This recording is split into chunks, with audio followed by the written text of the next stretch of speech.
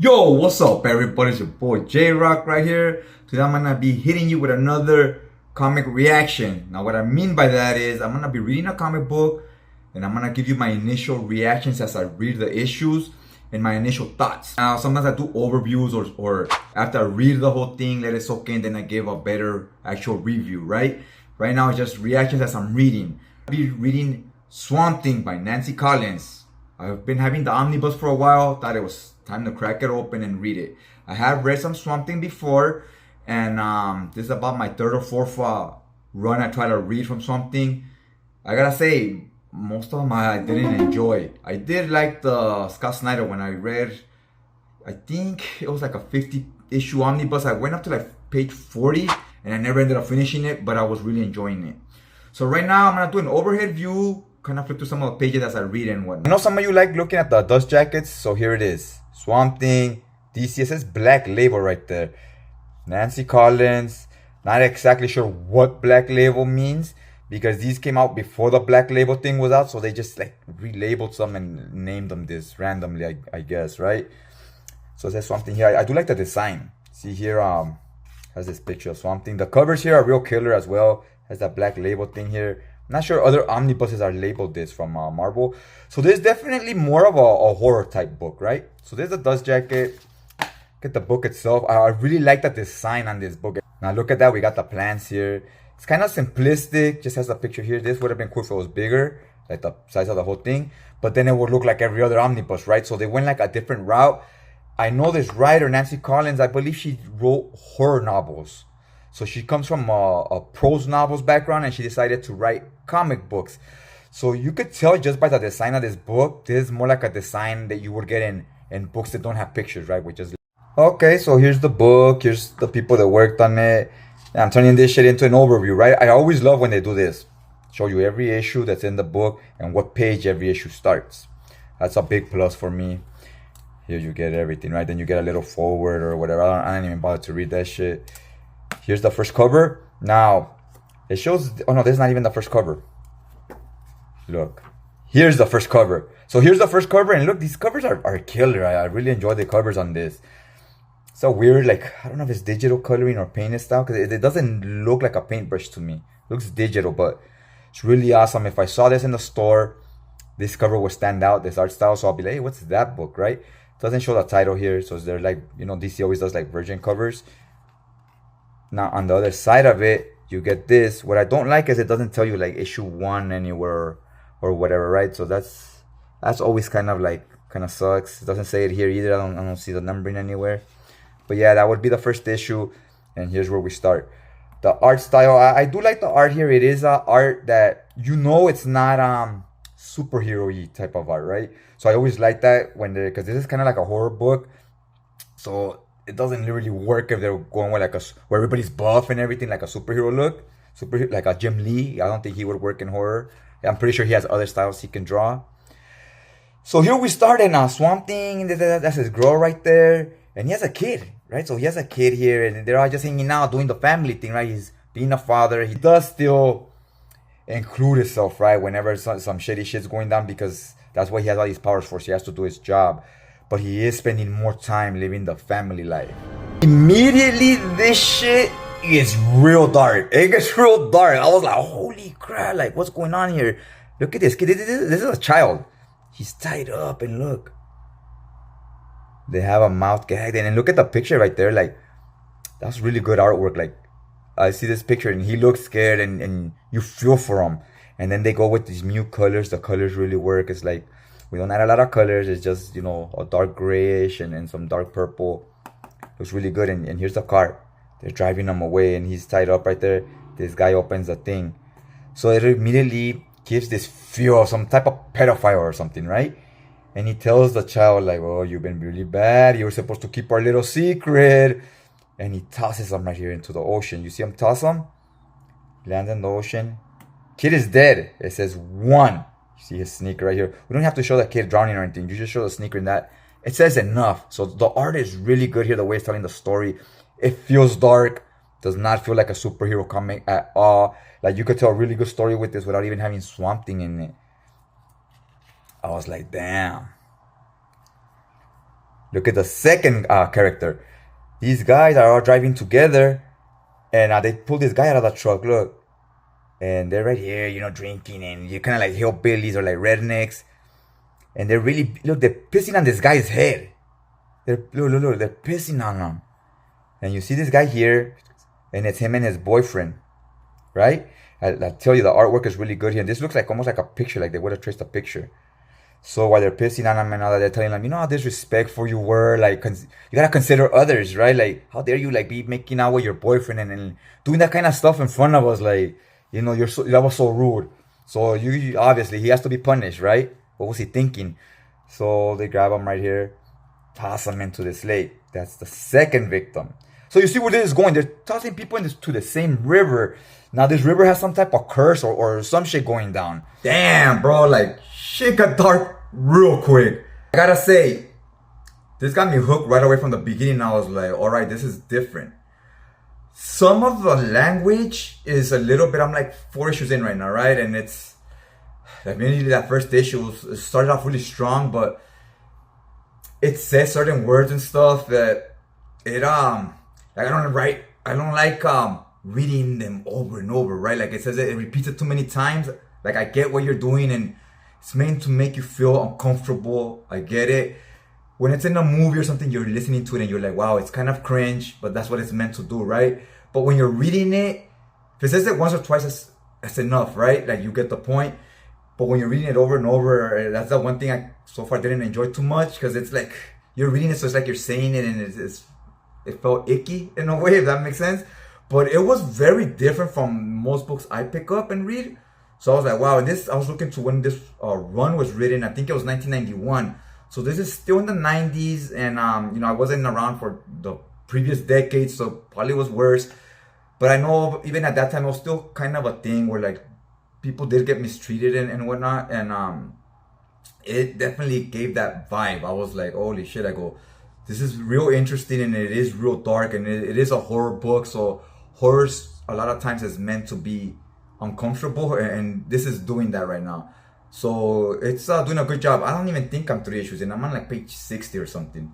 So let's get back to the book. So here's Swamp Thing's girlfriend, Abby. This is her friend. He's hanging out, and he has his girlfriend. So they're kind of hanging out like a couple, right? Like double couple or whatever you want to call it. And here you see them chatting here. Really concentrates on the characters. It has really good character development at first. And they're a big part of the story, the supporting characters that don't have superpowers or anything like that, right? That's what I like about hero books, that it's just one hero and not a team. You get a lot of just regular characters, supporting cast, right?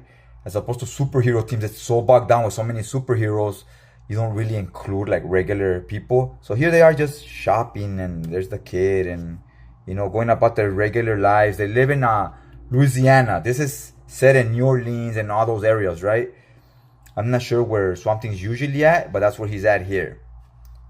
Look at this other guy. They're playing pool and hanging out. These already look like shady characters. I mean, look at the tattoos, the motorcycle. Look, it's like I told you, they're already pulling out the gats. Man. Ooh, oh, look, they tied this guy up right here. Look, damn. Okay, I guess he's a victim. He's not the bad guy, as they are. Look, so they're beating on this guy right here with a bat. They throw some crap in his face. Look, they smash it all over his face. And they throw him in that same river where everybody... This seems to be a river where they throw people to die all the time. It's like the spot, you know what I mean? So look at this swamp creature that came out. All these arms, these heads are from the people that have been getting tossed in that river. The bodies have all been down there. And they created this monster because that lake or whatever it is New Orleans or Louisiana, one of those areas down there that, you know, there's a lot of voodoo going down out there. And yeah, so this thing is coming back for vengeance. Now it has like 10 personalities from other people that, I think it's 6, from other people that have been dying. So one's a personality of a little kid, so sometimes it acts scared and whatnot. One's that guy with a ponytail, one's of this gay guy, and a few other people, right? So it has different personalities, and this thing, it's here to avenge victims. So it does bad things, but the monster itself is not bad. But people think it's bad because it's going around killing people. And Swamp Thing falls into the same mentality, like, there's a monster, I gotta stop it. But look at it. It started off really strong right here when we were building up this character. Here's the monster again. He's looking at himself in the water. And all those people that died, those souls are like, this is what we've become. Like, this is the first time they've looked at themselves. So they splashed the water because they didn't like what they saw.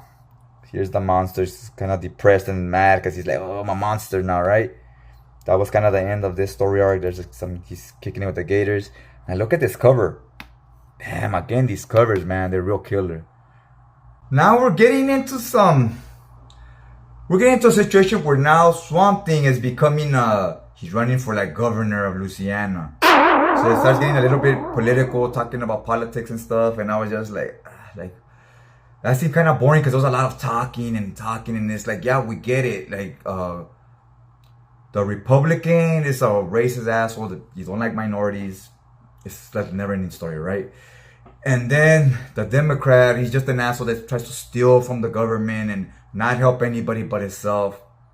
Again, we know those are usually the two options we have. Why he's telling you how much he's gonna help you and change things, right? And it's all bullshit. So this is all stuff we already know. This is back in '92. It was the same back then. I said that's pretty much always gonna be the same. That's not really gonna change. One person's out to help themselves, not help you. The difference is the other person's out to help themselves and to fuck you over, right? You know what I mean? So we just picked the lesser of two evils, basically. But it was like stuff we already know. We need to be hearing it all the time. And then we got into some more. We got into some environmentalist type group. They're trying to stop trees from getting cut down and stop toxic waste and stuff like that, right? So they don't want this plant that's gonna leave a lot of toxic and hazardous air and all that around. So they're trying to sabotage it. And the people there catch them. They're like, you freaking hippies and whatnot. Swamp Thing comes, helps them. And it makes sense because it's a Swamp Thing book. So it makes sense he jives with people that are there to protect the environment. Because that's kind of what he's there for. So I didn't mind that. That was pretty good. That wasn't bad. And they kind of become his friends for a while. He's helping them out. That was all gravy. I enjoyed that. Then we got into more stuff. It touches on a lot of like dark matter. Because we're talking about like bigotry, racism, like all kinds of things here in this book. In the beginning, it felt like I was throwing too much at you at once. Like we should have just concentrated on one story, on one thing, and let's just keep that going. Then the next story arc we'll concentrate on the next, right? Instead of just trying to be in a hurry to throw everything at once. So while it's doing all this, the pacing is now kind of off because we're not getting back to that horror story that was pretty interesting with this all these dead people that died in the river and created this monster. We're not getting back to that because now we're steering to a whole other direction and it's kind of dragging to get back to where we belong. All of a sudden we got this new group of like, these were pirates, they died and they came back as like some type of monsters. We didn't get too much development on this story, but we didn't even finish the other story and we just brought this in like in the middle. It was kind of weird. I kind of wanted to finish the other story off first. So now we have like, we're juggling two stories, right? These characters, they're okay, but we didn't get a lot of build up to them like we did with that other monster. So look, they chopped this guy's head off. They're obviously here, they mean business. Something's gonna fight all of them, which there's like 6 of them.